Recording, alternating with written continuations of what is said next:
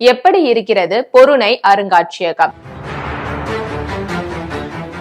தாமிரபரணி ஆற்றங்கரையில் அமைந்துள்ள ஆதிச்சநல்லூர், சிவகலை, கொர்க்கை, துலுக்கர்பட்டி ஆகிய தொல்லியல் தலங்களில் தமிழ்நாடு அரசு தொல்லியல் துறையால் அண்மை காலத்தில் அறிவியல் அடிப்படையில் மேற்கொள்ளப்பட்ட அகழாய்வில் கண்டெடுக்கப்பட்ட அரிய தொல்பொருட்களை காட்சிப்படுத்தும் வகையில் திருநெல்வேலியில் பொருணை அருங்காட்சியகத்தை அரசு அமைத்துள்ளது. திருநெல்வேலி ரெட்டியார்பட்டி பகுதியில் 13 ஏக்கர் நிலப்பரப்பில் 54,296 சதுர அடி பரப்பளவில் அமைக்கப்பட்டுள்ள இந்த அருங்காட்சியகத்தை தமிழக முதல்வர் மு.க.ஸ்டாலின் வரும் 21ஆம் தேதி திறந்து வைக்கிறார். திருநெல்வேலியில் பொருணை அருங்காட்சியகம் அமைக்கும் அறிவிப்பை கடந்த 2021ஆம் ஆண்டு செப்டம்பர் 9ஆம் தேதி தமிழக சட்டப்பேரவையில் 110 விதியின் கீழ் தமிழக முதல்வர் வெளியிட்டிருந்தார். இதற்கான கட்டுமான பணிகள் கடந்த 2023ஆம் ஆண்டு மே 18ஆம் தேதி 67 கோடியே 25 லட்சம் ரூபாய் செலவில் தொடங்கி நடைபெற்றன.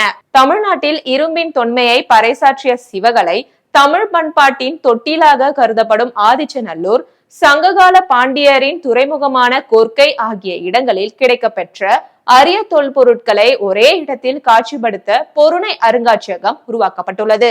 இந்த வளாகத்தில் அறிமுக கூடம், சிவகலை, ஆதிச்சநல்லூர், கொர்க்கை ஆகிய கட்டிட தொகுதிகள் 54,296 சதுர அடி பரப்பளவில் அமைக்கப்பட்டுள்ளன.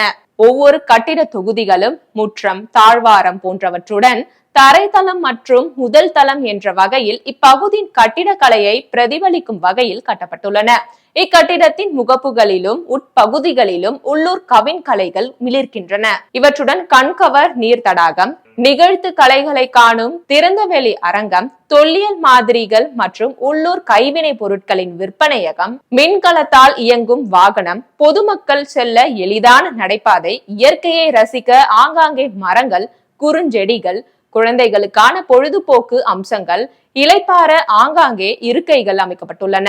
தமிழ்நாட்டின் தொன்மை மற்றும் வரலாற்றையும் சிவகலை, ஆதிச்சநல்லூர், துலுக்கர்பட்டி மற்றும் கொர்க்கை ஆகிய பகுதிகளின் முக்கியத்துவத்தையும் உலகுக்கு வெளிச்சமிட்டு காட்டும் வகையில் 15 நிமிட ஒளி காட்சி குளிரூட்டப்பட்ட அரங்கில் காட்சிப்படுத்தப்படுகிறது. 5300 ஆண்டுகளுக்கு முன்னரே உலையிலிட்டு இரும்பை உருக்கும் தொழில்நுட்பம் தமிழ் நிலப்பரப்பில் தோன்றியது என்பது அறிவியல் அடிப்படையில் நிறுவப்பட்டுள்ளது. இவற்றை விளக்கும் வகையில் இரும்பு உருக்குதல் செயல்முறை நேரடி காட்சி மற்றும் மாதிரி வடிவில் எளிதாக புரிந்து கொள்ளும் வகையில் அமைக்கப்பட்டுள்ளது. சிந்து வெளிக்கும் தமிழகத்துக்கும் இடையேயான தொடர்பை வெளிப்படுத்தும் குறியீடுகள், பண்பாட்டு கூறுகள், தமிழ் இலக்கியங்கள் காட்டும் காட்சிகள் ஆகியவை ஒப்பீட்டுடன் விளக்கப்பட்டுள்ளன. கொர்க்கை துறைமுகத்தில் கடல் வழி வணிகம் சிறப்புற்றிருந்தது. அயல்நாட்டு வணிகர்களுடன் தமிழர்கள் மேற்கொண்ட ஏற்றுமதி இறக்குமதி வணிகத்தின் சிறப்பை கண்முன்னே கொண்டு வரும் வகையில் 2 கலன்களின் மாதிரிகள் வடிவமைக்கப்பட்டுள்ளன. தமிழ் நிலங்களின் தனி சிறப்பை உணர்வு பூர்வமாக அனுபவிக்க செய்யும் ஓர் பயணமாக 5 திணைகள் 5D பரிமாண வடிவில் பொதுமக்கள் உவகையுடன் கண்டுகளிக்கும் வகையில் காட்சிப்படுத்தப்பட்டுள்ளன. சென்னை எழும்பூர் அரசு அருங்காட்சியகங்கள் சேகரிப்பில் இருந்து அலெக்சாண்டர் ரீ என்பவரால் ஆதிச்சநல்லூரில் கண்டெடுக்கப்பட்ட தொல்பொருட்கள் காட்சிப்படுத்தப்பட்டுள்ளன. மேலும் கற்கருவிகள், சங்கினாலான பொருட்கள் தயாரித்தல், இரும்பு உருக்குதல் போன்ற அறிவியல் தொழில்நுட்ப முறைகளும், நீர் மேலாண்மை, வணிக போக்குவரத்து உள்ளிட்ட பல்வேறு செயல்பாடுகளும் பொதுமக்கள் உணர்வு பூர்வமாக அனுபவிக்கும் வகையில் வடிவமைக்கப்பட்டுள்ளன.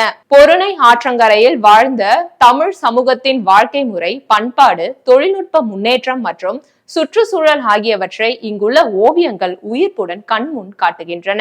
தொடுதிரை, மெய்நிகர் காட்சிகள், ஒளி நிகழ்படங்கள், ஆவணப்படங்கள், உயிரூட்டு காட்சிகள், மாதிரி வடிவங்கள் உள்ளிட்ட பல்வேறு வழிமுறைகள் மூலம் தமிழ் பண்பாட்டின் தொன்மையையும் தொடர்ச்சியினையும் எதிரொலிக்கும் வகையில் பொருணை அருங்காட்சியகம் அனைத்து தரப்பினரையும் ஈர்க்கும் வகையில் வடிவமைக்கப்பட்டுள்ளது.